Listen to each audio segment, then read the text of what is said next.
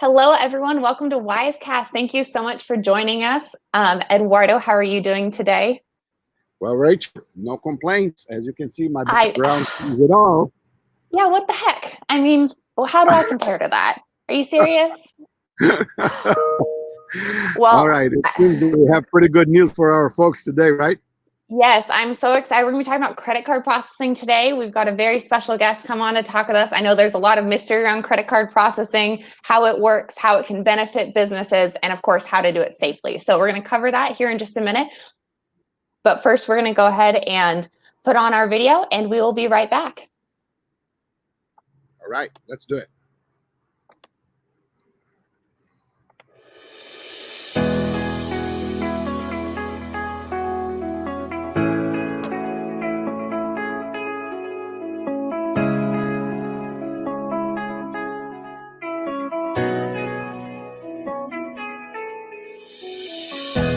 Welcome to Wisecast. This podcast was created and fully funded by WiseOption with the intention to provide helpful information to our users via an informal conversational video podcast.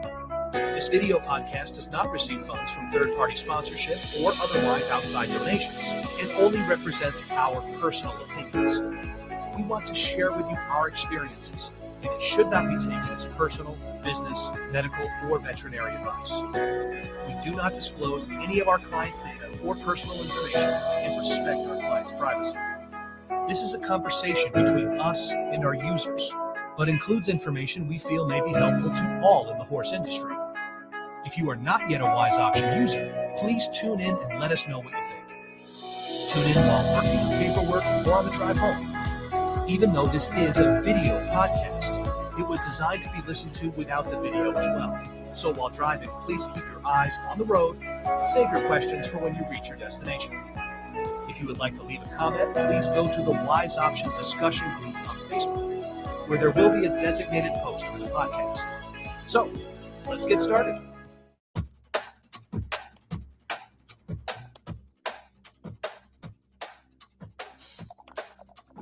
Hi, Eduardo again. You still doing okay out there? I don't think I can hear you. It sounds like your mic might be off. There you go. I'm very excited about what's going on today. The guest we have today, it's, one of those things that people live on daily lives. Every day we swipe cards, we see things happening, and we don't know how the magic happens. We know about the hows and whys on those things.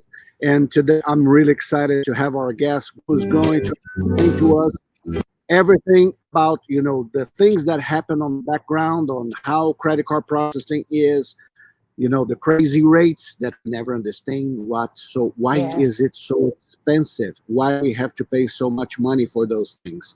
But at the same time, we all agree that the convenience, it's amazing. Yes. The improvement we've got in the cash flow is tremendous.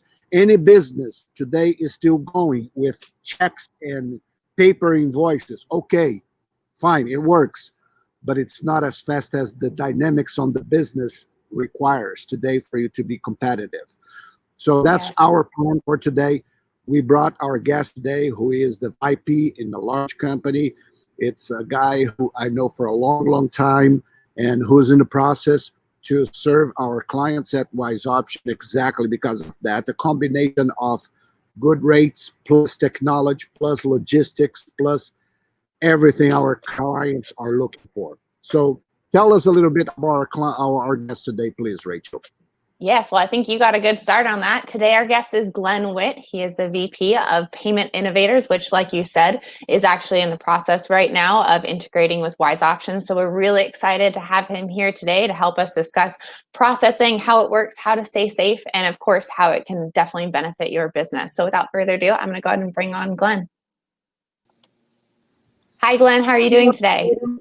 Hi, Rachel. Great, thank you. And hi, Eduardo. Hey, Glenn. Thanks for having coming me. in. We're so excited to have you. Thanks for taking the time and and working with us and being so patient with us, because you understand we are pressuring a lot for our clients here. So I'm really pleased to hear that you are trying to accommodate as much as you can. Before we get started, I would like to see, Glenn, if you could give us a little background about yourself and how everything started for you, and why are you dealing with credit cards today? Sure. So, way back when I was, I'm going to say, almost infant stage, I was selling in the point of sale industry, selling retail systems. Long story short, that morphed into credit card processing, and we started a division within that company that became an ISO for a major processor, and grew that division within the company. And that was really automating and integrating credit card processing with our family of customers. That was in 2000. Here it is, 2020. So 20 years later, still in the industry, still helping software companies integrate and really tighten up the process between the payment functions within their software and the credit card processing and or ACH processing.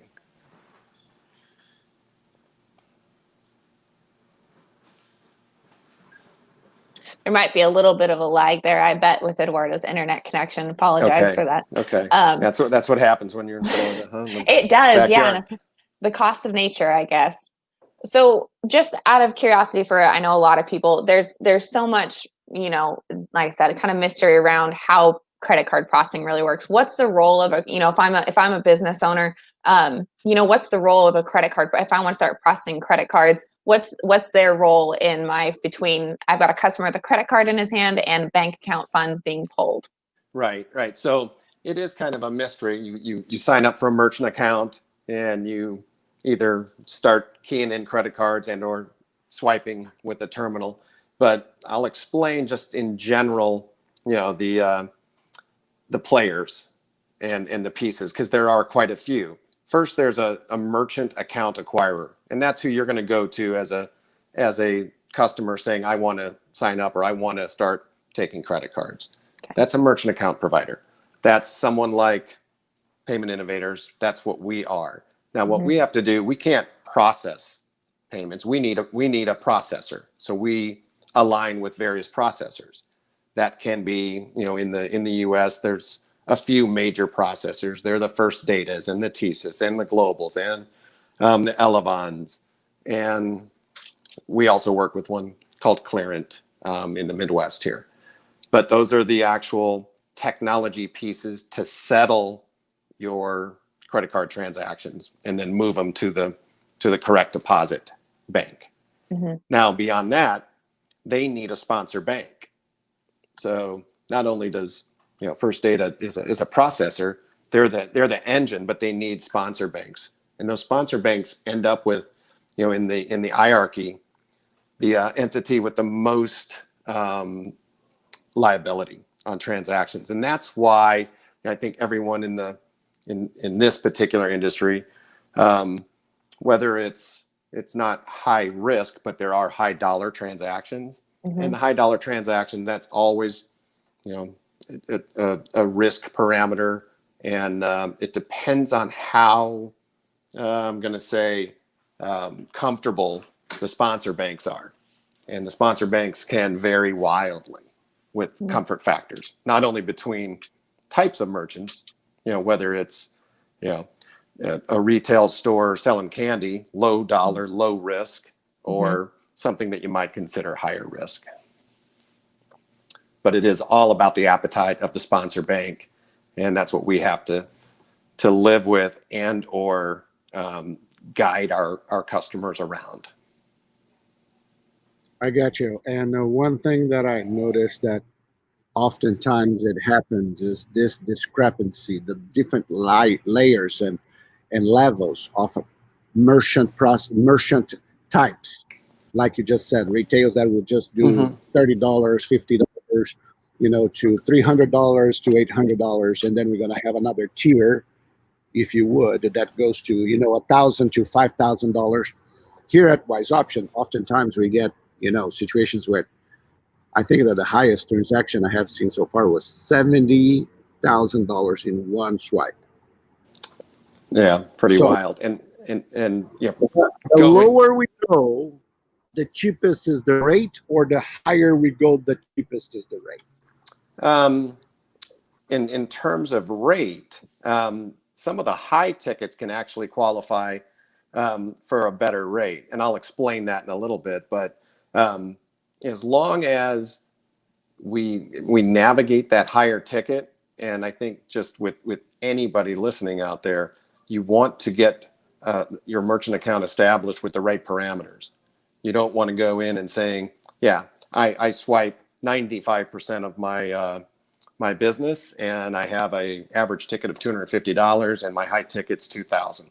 As soon as you have, the higher ticket and particular a really high one, they will hold that transaction. So I think it's just important in general to get underwritten with the right parameters, so the risk flags don't go off, and you don't have to suffer delayed funding and that type of thing. In terms of rates, I think we all know this industry is plagued by shell games and different rate schemes, and depending on your merchant account provider, it can be wildly fair or wildly unfair, and you really have to be careful. So first, I always talk about with clients is effective rate. That's really the bottom line of comparing where you're at, and that is just what you pay divided by your credit card volume. That's effective rate. So if you're 100% card present, you should be in the low twos. If you're 100% card not present, you should be in the 2.8s to somewhere in the low threes, maybe 3.3. So and that depends on card types that you take, but that's just a general gauge. If you're paying, effective rates higher than that, then you can certainly help yourself by doing something different. So now the different rate. Go ahead. One thing that I noticed that you just mentioned that it's hard for us to understand, it's recurring business. Mm-hmm. And most of them is card not present. So on one hand, I understand the fact you just mentioned about card not present, higher rate, but it's because it's a recurring business. We do business with these clients month in, month out. Every month they're gonna see some sort of a charge from our clients. Don't you guys have some sort of identification that things are coming from the same place or this type of pattern to lower the rate a little bit? If we could, knock on Visa and MasterCard and Discover and American Express's doors and work with them, you could get that. But, bottom line is they see recurring billing as card not present. And that's that to their world is higher risk than anything card present. Now, are there tools and are there, processing flags, let's call it, that we can send with transactions that help, and it'll help with chargeback situations, things like that. There are things that we do in the background with certain technologies that will help in that vein. Chargebacks, you send a recurring flag, it's happening every month, and the processor does understand the nature of the transaction. But the problem is the rate's going to be higher because they consider it higher risk. But as we get into that rate discussion, there's all kinds of different rate schemes in the industry. And, one is a flat rate. We've all heard of Square. And, card not present is, 3.6% plus 29 cents a transaction, and that's all you're going to pay. Well, they're counting on you to take some very inexpensive card types, and that's where they're going to make their profit. Same with their card present world. I also learned you guys value a lot a term that's becoming more and more present, especially on the internet. People are listening to different podcasts or looking at different websites, and everywhere you go, you see this short term that means PCI compliant. Can you tell us, our audience, what that means and why that is so important? Sure. and PCI compliance. PCI is basically the payment card industry, and compliance is their set of rules that keep transactions secure and safe. And after some, I'm going to call it maybe in 2010, and some major breaches in the U.S. I think we all recall some of the major retailers getting breached. They really did crack down on PCI compliance, and every single merchant now that takes credit cards needs to prove compliance, attest that they are compliant.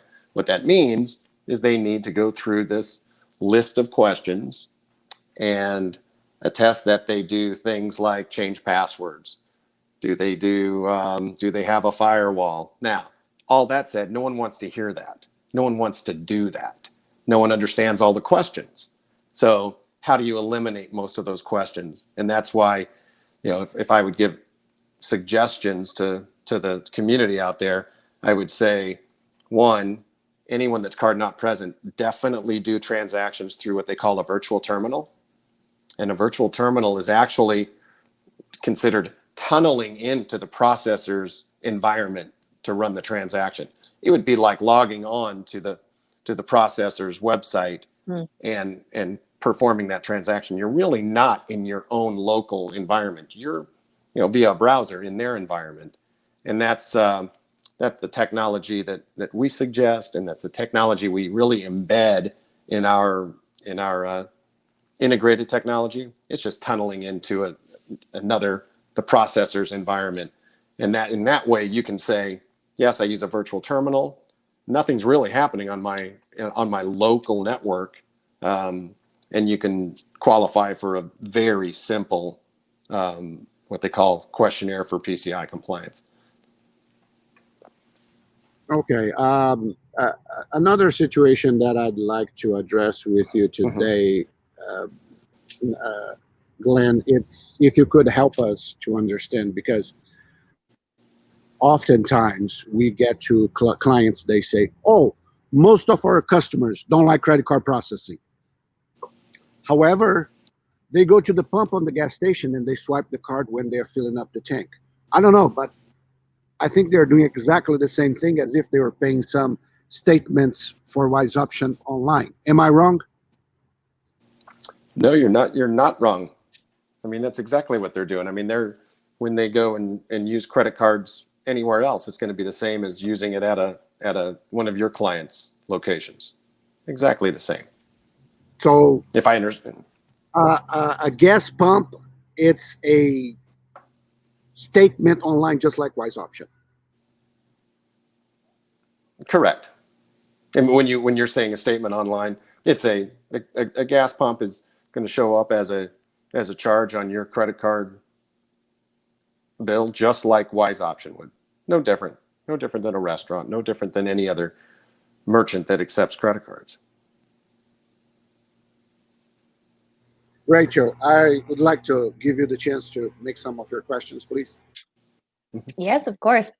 So, talking about being PCI compliant, and obviously that's a very important thing and good thing to look for. Is there anyone else, for someone who's, processing credit cards as, let's say a farm or some business operation that's processing credit cards, anything else they should be keeping in mind other than obviously going through a reputable merchant account to make sure that they're both keeping their clients safe and obviously keeping their liability to a minimum? Yes, I do think that they should ask that general question with the merchant account provider that they go with.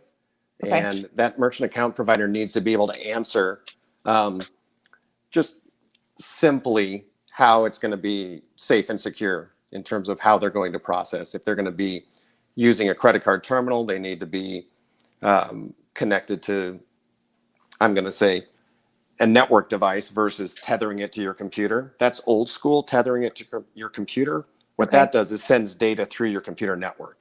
The newest and latest terminals are called semi-integrated, and they connect direct to the internet. And once you swipe the card or dip the card, that data goes straight to the processor. It doesn't route through your computer system. It routes direct to the processor via SSL, TLS, security. So that's secure. And then the one more step is you should get a terminal that has point-to-point encryption. So there's zero chance of any intercepted data. Okay. And again, if it's card not present, you want to use a virtual terminal and not have local software on your computers anymore that actually collects the data. And I think that, within the WiseOption software and other, software companies that we work with, we show them, how they can evoke a little web browser to do that part and to count and work as a virtual terminal. Right. So through most softwares, hopefully now when they're integrating with merchant accounts, it should essentially, even though, yes, it looks like a software is where the processor is, it's really not. It's, it's a portal essentially to the actual merchant. That's exactly right. But it's isolating that software from any data also. Right. Yeah. So the data goes straight to it and does not go through any other external software. Correct. Okay. Well, just for the audience to know, Glenn and I, we are good friends for a long time. We've started working together, I guess, in 2005 or 2006, something around that. The first credit card transactions that I did for WiseOption in the subscriptions plans for our users were with Glenn's help. Glenn was the one who had the patience to knock me over because I'm very conservative in those things. And today we are in the process of moving. This credit card thing it's really hard for us to explain to our clients because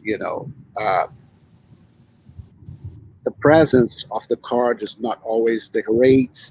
It's an overcome, but generically speaking, my impression and just sharing this experience with our audience today is that it takes a while for our users just swallow the rates. They get stuck with the amount they pay for the credit card process on the first round. First round. That's what I'm trying to say.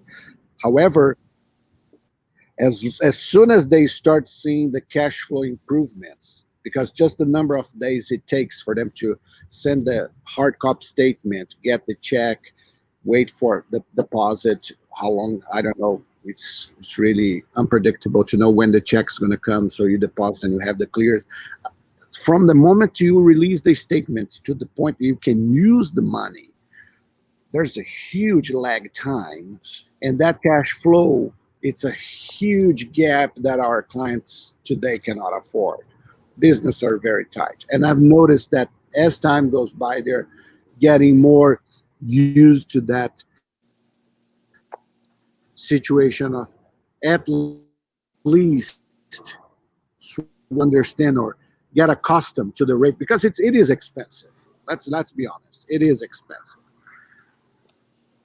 I don't know if you agree with me. But. No, and I do agree. It's a cash flow situation, like you mentioned. It's also, it is a cost of convenience and a cost of doing business. The fact that you get your funds next day. Cost of doing business is a good way of putting it, and especially the money being available, because at the end of the day you must have the resources available for you to use and keep going with your business. But I'm making the foundation for my question here to you, which is this. Okay, we have all these situations, we have all this technology, this involvement in this place, but at the end of the day, we are still vulnerable to people who can see our money and see our transactions and say, you need to explain this better, especially in our industry that we have large amounts. Our average booking fee today is $1,500. We have, really fancy stallions and booking fees or heavy medical bills for a nice patient that's going to go $5,000, $6,000, $10,000.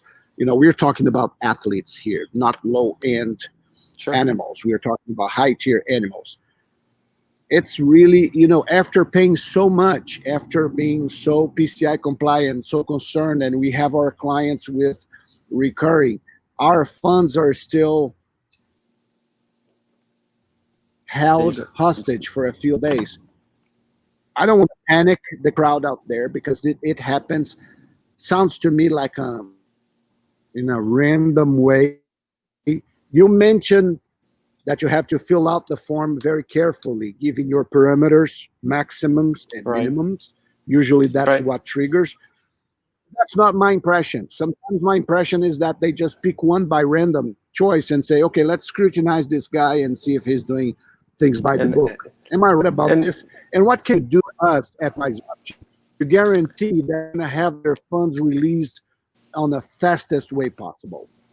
Yeah, and I think that's by picking the right back end processor with an appetite for that kind of business. I can't say that where the Wise Option customer base has been potentially very large, and look at it as a numbers game only and not a client base situation.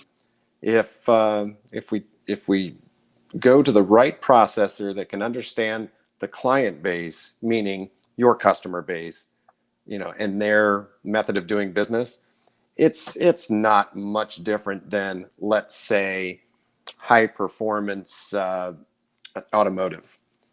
If you want to go get a drivetrain and you're going to spend $8,000 versus going to the AutoZone and getting something for $600, it's high ticket, and it's all card not present, and you're going to go to a very specialized provider.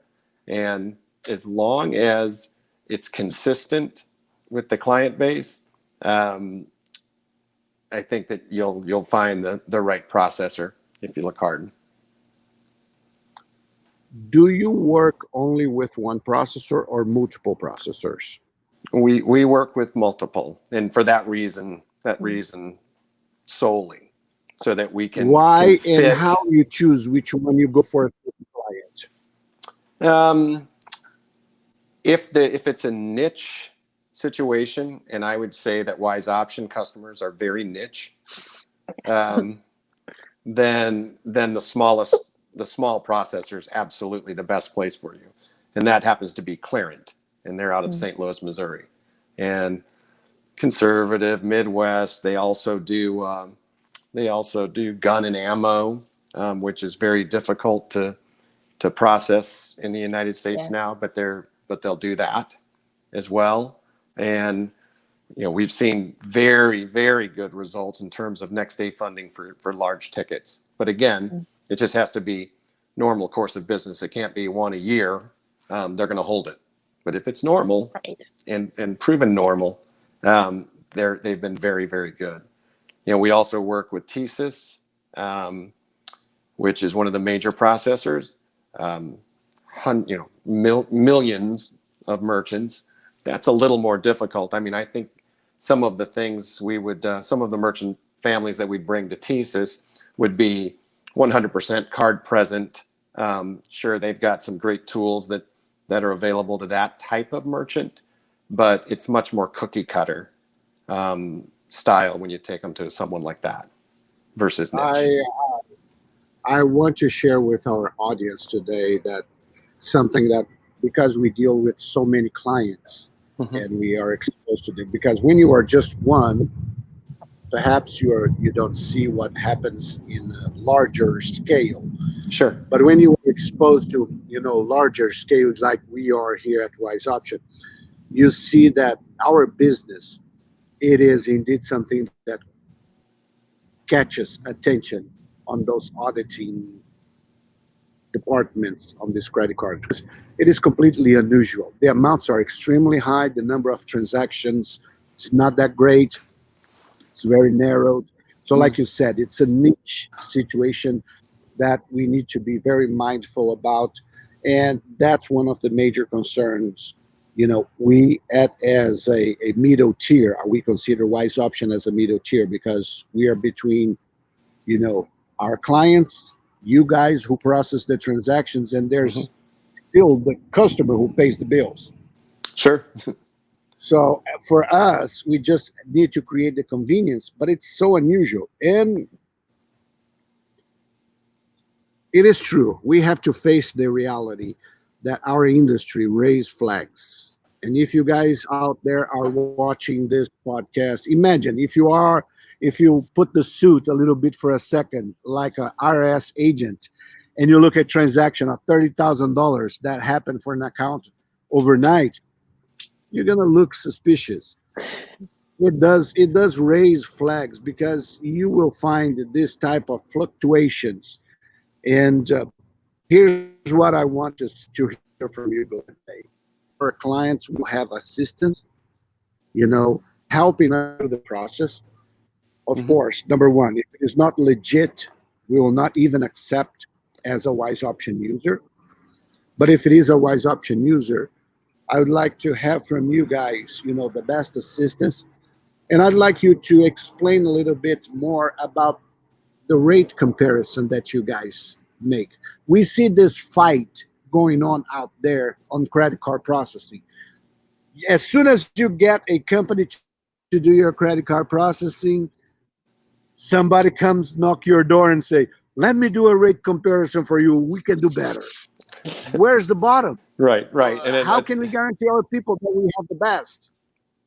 Yeah. So first I'll address that large ticket, and no one wants to go and fight the processor direct and try to get the funds released. They, who do you talk to?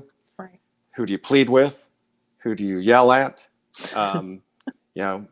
So I think you have to rely on the account provider, the what I would consider the sales organization, and that would be in our case Payment Innovators, and we become your advocate, and we become we're your PCI advocate. We help you, we ensure that all of our merchants maintain PCI so that they don't get any PCI non-compliance fees, because that's just one of those fees you look at your statement, shake your head, and scream at. So we really work hard to get that done. And then the other thing is we really work hard to be the advocate on not having funds held. And if you have that $130,000 transaction, we'll go fight for it and try to get it released as soon as possible. The one thing that you will need, if that does ever happen, is just good records of the transaction. That's the best thing you can have and submit is the invoice and customer information.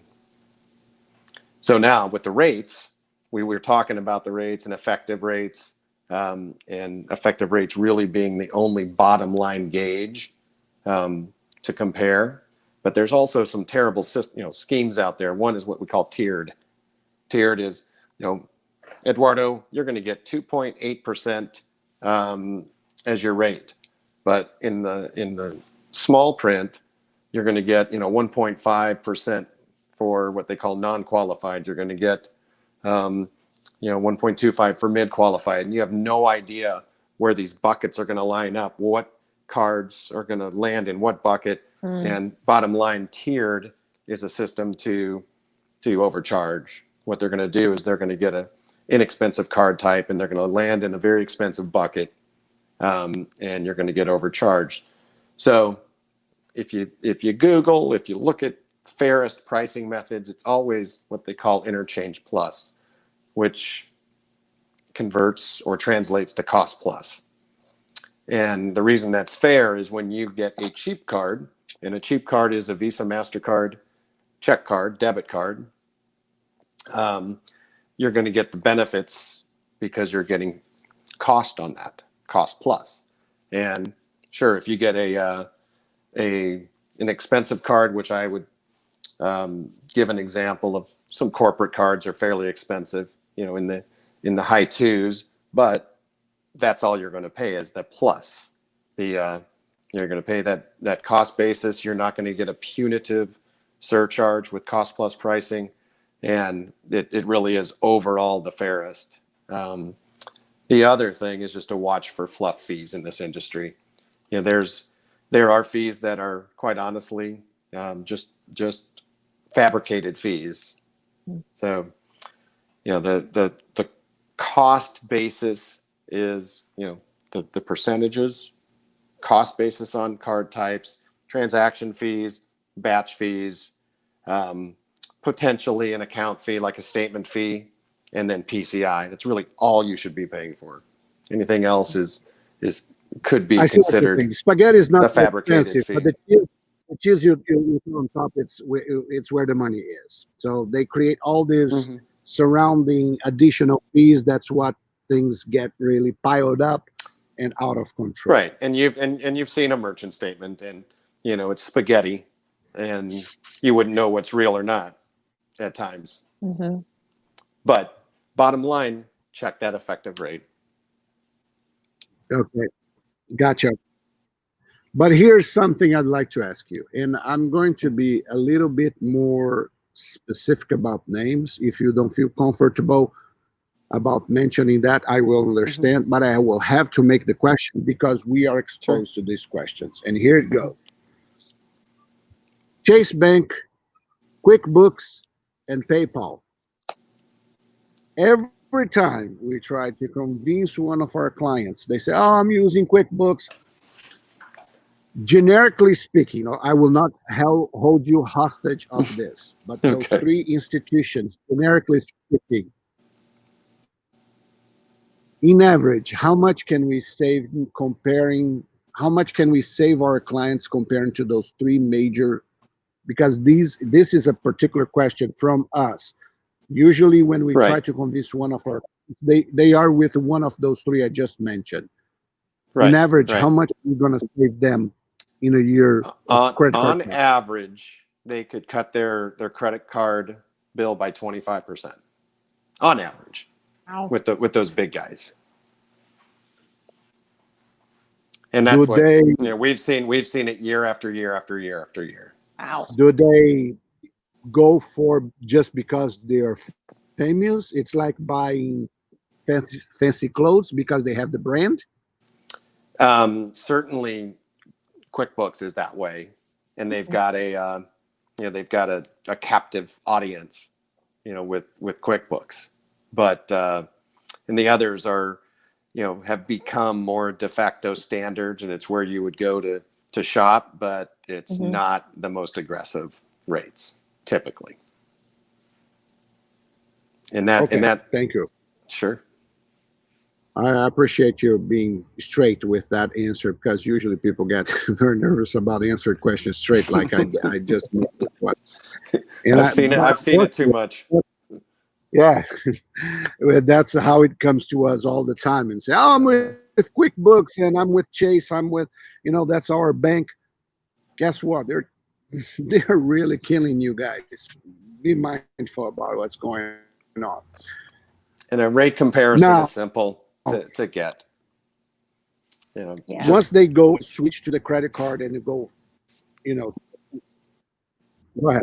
Go ahead, please. Go ahead, please. We talked a little bit, touched on a rate comparison.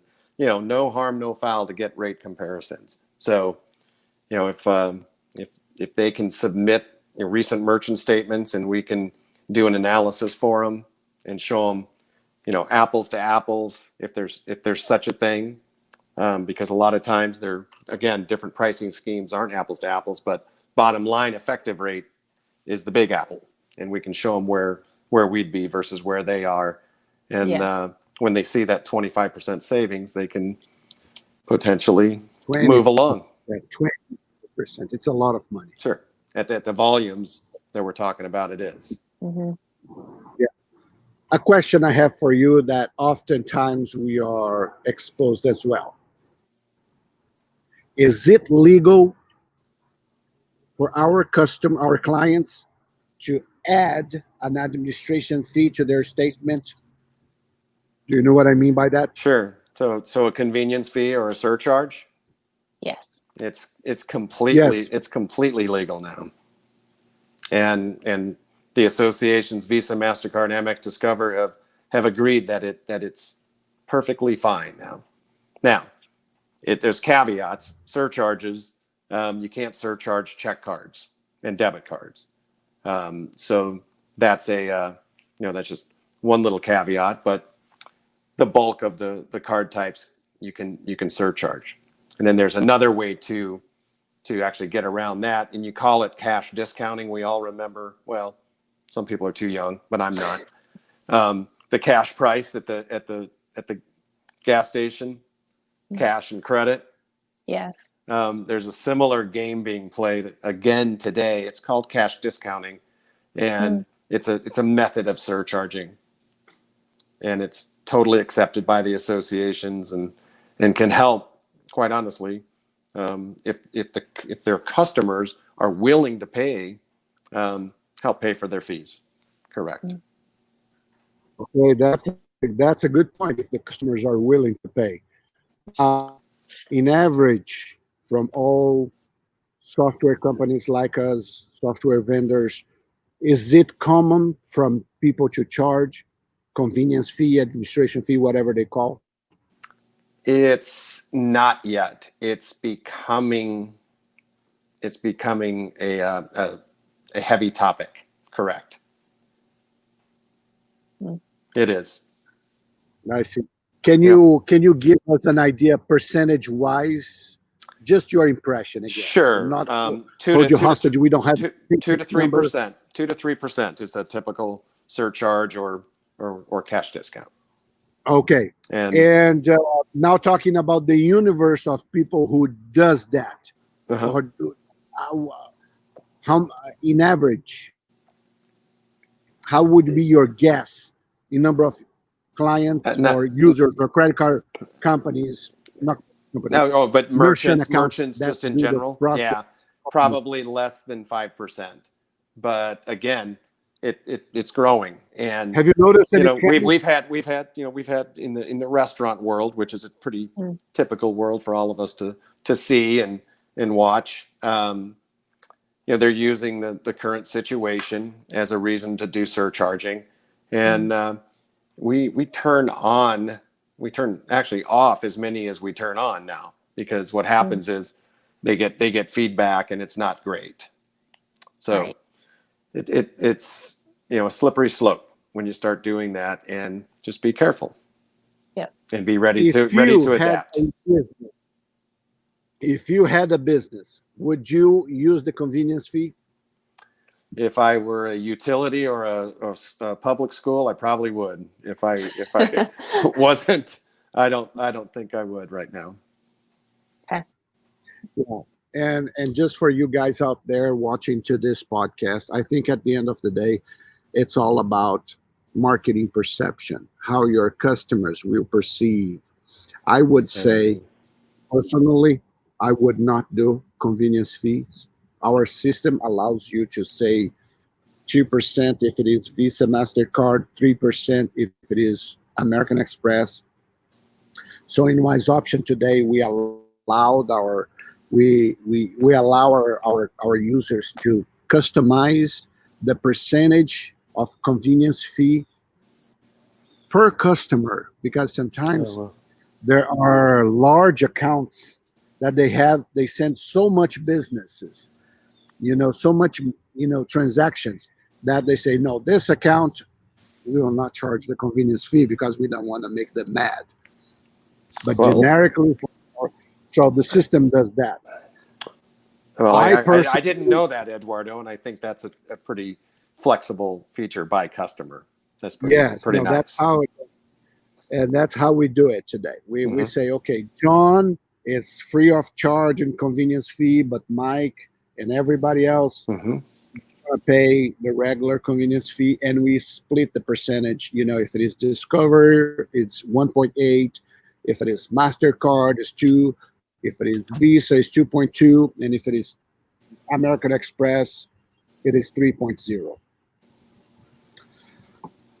I wouldn't do. What I would do, I would try to, and this is not for you, Glenn. It's not a question. It's more sharing with our audience out there.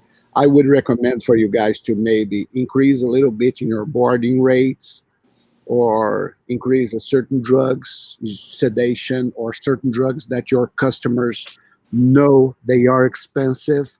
So if you kind of just hide your costs here and there, and you don't charge the convenience fees. Number one, I think, again, I'm just sharing my 2 cents. This is not a suggestion. It's just how I would do it. But number two, I think it decreases the number of phone calls with questions, with which each business is trying to avoid today. Why are you charging me this? So it would be one less phone call you would have to make. Now, why is American Express so expensive, Glenn? Yeah. Why? Well, they got away with it years and years ago, and but the pressure is on, and now they have a program called OptBlue, and what they're doing is they're opting in the normal rails like Visa, MasterCard, Discover. So in the last 3 years, they've come down for what I'm going to call the smaller merchant, which is not that small. It's under $1 million annually for American Express volume. That's a majority of anyone that we would work with. Yeah. But they still have protected accounts. They call it their protected accounts, where they charge their exorbitant rates that they used to. But in general, they're better. They're behaving a little better. And you also get the funds deposited along with your Visa, MasterCard, and Discover funds, all just in one lump sum. It really is. It's and Visa and MasterCard and Discover kind of answered that American Express rate. They kind of did their own thing with their corporate cards and by playing that game too. So they went up, but American Express went down. Gotcha. So not so bad anymore. We used to suggest, stepping on the card and throwing it under the rug. In the universe of credit card transaction, what is the share for American Express? The last I saw was about 5%. Only? Yeah. I mean, there are some merchants that almost get less than 1%. The higher the ticket, the higher the percentage. Yeah. There's no question. Wow. Yeah, I mean the average ticket for an American Express transaction just blows away the other card types. I mean, we know that American Express cardholders, are spending higher dollars. My impression is that American Express, it's for wealthy people, not rich people even. Is that the impression the community shares out there? Am I wrong? You're not wrong. You're not wrong. If you look at New York City and the some elite retailers, they take a lot of American Express. Gotcha. And I know that wealthy people and rich people like brands, Gucci, Louis Vuitton, so on. Yeah. I don't know. I'll be honest. I'll be honest. I think that American Express goes in the same thing, because at the end of the day, it's a card. As a matter of fact, the new Apple Card looks so much sexier than an American Express card, and it's a Visa or MasterCard. So anyhow, the card itself. Yeah. And I gotta say, because I knew it was so high, such a high percentage, I could never own one, because I didn't want to do that to any merchant. But they're better now. They're better. Do they offer actually something much better to their customers, like travel miles, rewards, and stuff like that? Is that why it's so bigger? That's why. Yeah, they have some nice perks as an issuer, correct. But if you search hard, there's plenty of other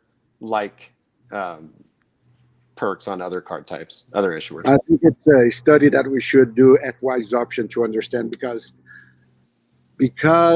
the horse industry, usually our clients deal with a high-end type of customer. We are not in the 5%. I think our stake on the American Express is way higher than that. It's a number that I'm curious to see. Rachel, there's a plane going. I'm going to let you go with your question, and then I will take again. Okay. Well, so talking about new shiny things, I'm curious. So as you know, I know we talked a little bit earlier in the podcast kind of about how we went from, processing credit cards for things that was hardwired to a computer that went through a software that went to the merchant account. Now we have something that goes directly from the little scanner, whatever you want to, the chip reader, to the merchant. What other, especially keeping in mind things like, mobile veterinary practices, what other technologies have kind of come out to help aid credit card processing, particularly for businesses that do a lot more on the go things and don't just have one office where you come here next to the cash register? Very good. Good. Yeah, good question. So yeah, and the technology's been getting better and better for, on the go and mobile processing. It also got a huge injection with COVID, to be honest. No Right. one wants to touch the card anymore. You want to take the Right. device out to the customer. So Yes. a lot of effort has been put into those devices, in the last 6 months too. Mhm. So, and those are just simple 3G, 4G data plan devices Uh-huh. that you can take in the car, take on the go, and now quite inexpensive as Okay. compared to years ago. A couple $100 and you're good to go. So do most merchant providers, do most of them offer something like that nowadays to their clients, to their customers as an option? I would say yes, and Okay. especially within the last 6 months because of really curbside and that whole mentality. But Yes. to find an integrated solution with with that type of device is just a Mhm. little bit harder. Okay. Yeah. Glenn, we are pretty much almost done with our integration with you guys, and we are about to start for real and for sure with your services, and we are really anxious to have that, to see that happening. I think we are over 90% of the integration pretty much tested. Of course, my background says it all. The developers are holding on me, not so.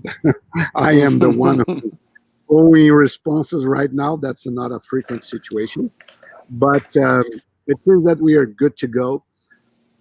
And I want you to be honest with me here, and I'm not afraid of asking. Based on what you saw so far, do you think we are using at all? Is there anything else besides of what we have asked for you would like to suggest for Wise Option to be the top-notch credit card solution for our clients? Well, I think we've touched on Account Updater, and we can allow your clients to use that feature. Account Updater for anyone that's doing Can recurring you explain a billing. little bit about that?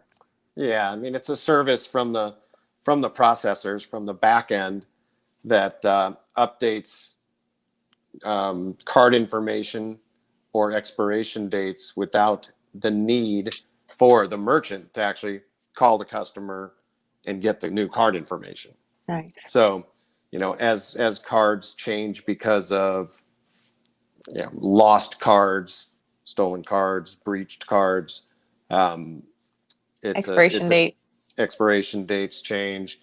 Yeah, rather than guessing or calling, Right. it automatically gets updated, and that's a great feature. But I think that we can opt in any merchants into that program. Mhm.